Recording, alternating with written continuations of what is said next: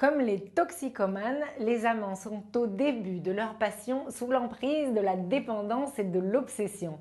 Tiraillés par le désir, ils n'ont de cesse que de voir l'être aimé, retrouver son odeur, la texture de sa peau, connaître encore au creux de ses bras le plus complet nirvana. Que l'on soit d'un tempérament excessif ou mesuré n'y change rien. Sous l'effet de la dopamine et des endorphines, on a besoin de l'autre et on ne pense qu'à lui.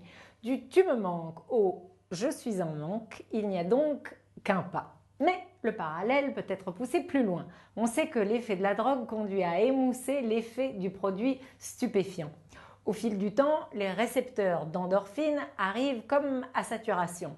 Une forme de tolérance s'installe. Il en va de même malheureusement pour les couples. La libération de dopamine et d'endorphine résulte pour une grande partie de la nouveauté de la situation.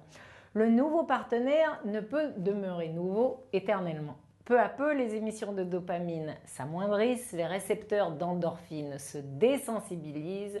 Ce mécanisme de saturation explique la durée nécessairement limitée de l'amour-passion. Comme le souligne Lucie Vincent, ancien chercheur au CNRS et docteur en neurosciences, les histoires d'amour ne finissent pas forcément mal. Elles finissent en débouchant sous une autre forme d'amour qui sera celle de la durée.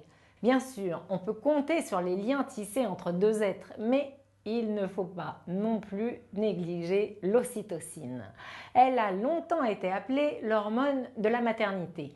Elle provoque les contractions de l'utérus au moment de l'accouchement et déclenche l'éjection du lait lors de la tétée. Mais on a découvert que l'ocytocine jouait également un rôle clé dans la mise en œuvre de certaines émotions positives.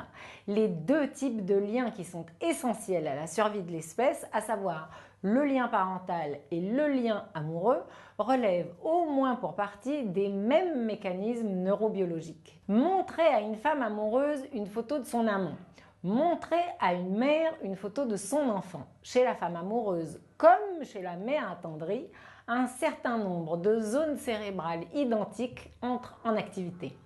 Ces zones cérébrales sont celles qui sont sensibles à la fameuse ocytocine.